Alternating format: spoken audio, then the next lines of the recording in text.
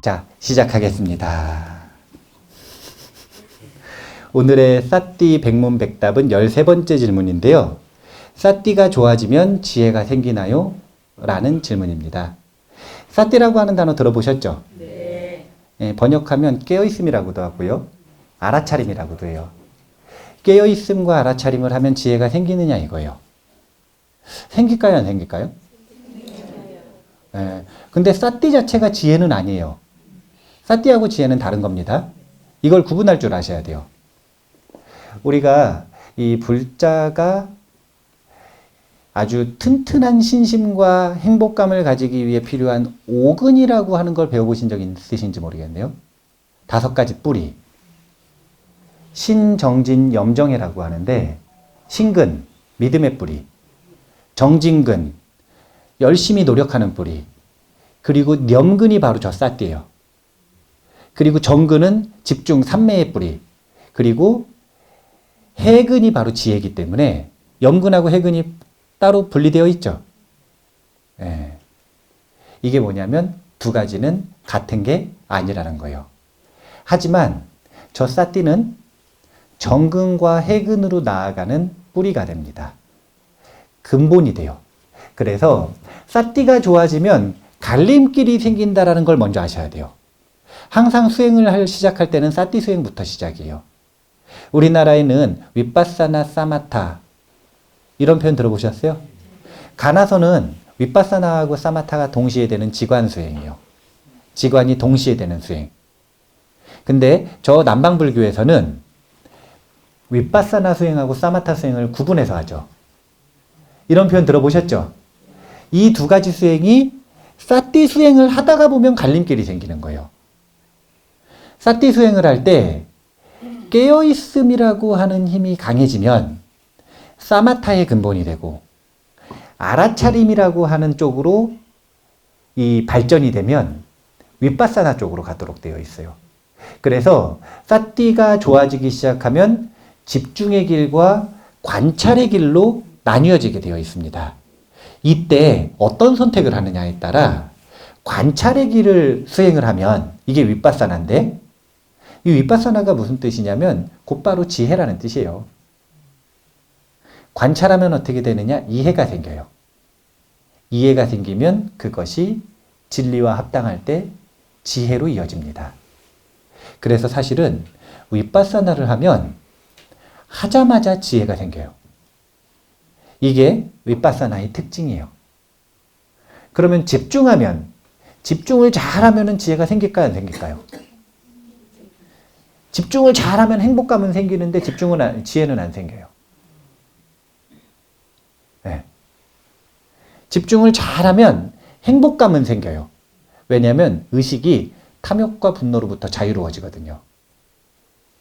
그런데 이 몰입의 상태로 들어가기 때문에 관찰하는 힘이 사라져요. 그럼 어떻게 되냐면 이해가 생기지 않는 거죠. 그러면 집중수행은 왜 하느냐? 부처님께서는 집중수행을 하라고 했던 이유가 명확해요.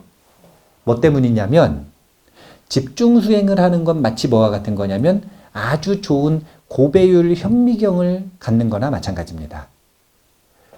현미경 말고 망원경으로 하죠. 고배율 망원경을 갖는 거나 마찬가지입니다. 우리가 지금 육안으로 달을 볼 수 있어요, 없어요? 지금요?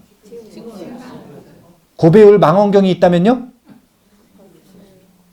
마찬가지겠네요. 예. 고개를 기웃하시는 분들이 계시는데, 자, 밤이라고 생각을 해보죠. 자, 다시 밤이라고 생각을 해보죠. 자, 육안으로 달 표면에 뭐가 있는지 보이나요, 안 보이나요? 토끼 있나 없나 보여요, 안 보여요? 근데 고배율 망원경 가지고 보면 표면이 보일까요, 안 보일까요? 얼마나 고배율이냐에 따라 보이는 정도가 다르겠죠? 그 배율을 높이는 게 바로 집중이에요. 그러니까 일상의식 가지고는 보이지 않는 마음들이 저 집중을 하면, 집중수행을 하면 훨씬 깊은 마음들이 보이기 시작하는 거예요. 그래서 관찰을 하되 부처님께서는 이런 거예요. 시간이 많은 사람들은 좋은 망원경을 준비해서 관찰하면 훨씬 더 지혜가 효율적으로 생긴다. 그러니 시간 많으면 선정수행도 하고, 출가자들에게 보통 이런 거예요. 늦게 출가해가지고 시간 없으면 그러면 윗바사나부터 해라.